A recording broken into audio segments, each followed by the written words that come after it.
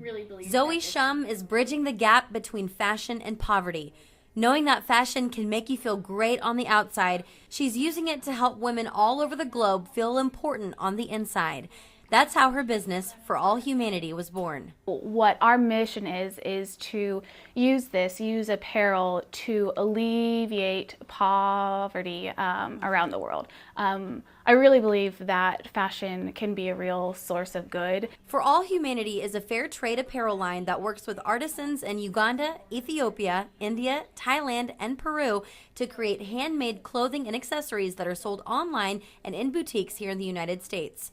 Mostly women, these artisans make much better wages and work fairer hours than in other garment factories. As of now, I mean, fashion has kind of gone to the side of exploiting workers, and it really needs to swing the opposite direction. With the background in textile and apparel design, Zoe sends her ideas, and the women in each cooperative across the globe bring them to life, creating trendy, beautiful pieces and a better life for their families. I think the best thing is when we hear stories back from the women we work with, and they are now able to send their kids to school, or in a group that we work with in India, the first person went to college ever. And I mean, so those things are really big deals.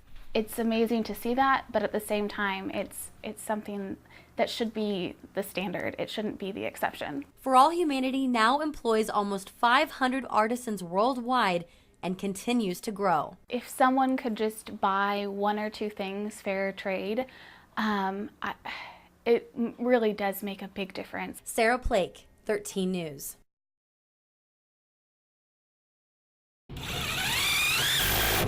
In January of 2013, Topeka natives Keith Richards and Nathan Morris saw Meridian Roofing Solutions as a company of their own, providing a service people could be proud of.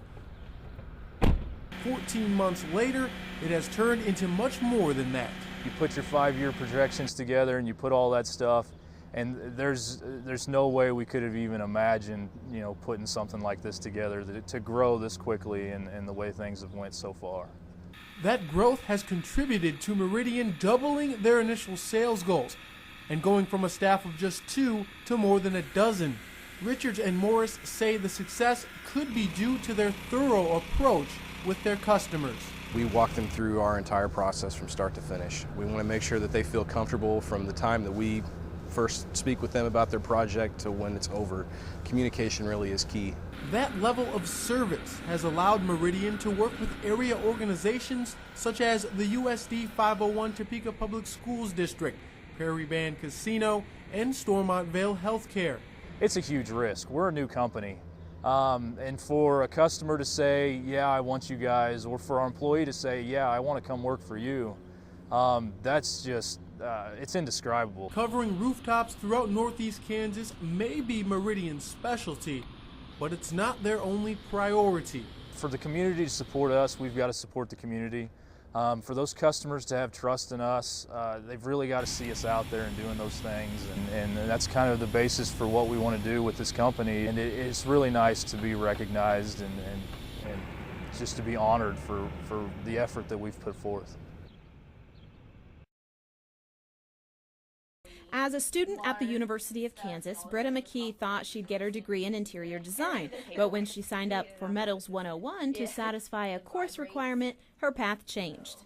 I immediately fell in love. She soon discovered she had a passion for making jewelry, but didn't know if there was a career in it. A self-proclaimed daddy's girl, Britta took this advice from her father. He's like, you need to do what you feel is your passion. Don't worry, making money. He's like, do what you love and what you have a passion for and care for, and metals was immediately the answer.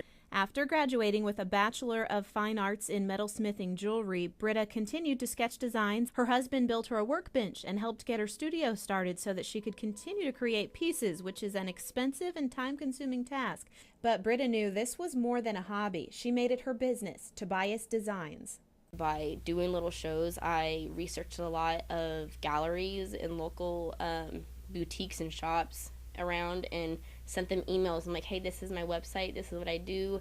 If you like what you see, feel free to ask me any questions and stuff. And I got a lot of response. I'm now involved with the Phoenix Gallery, and I have been for 2 years. I'm selling 4 states and 7 shops.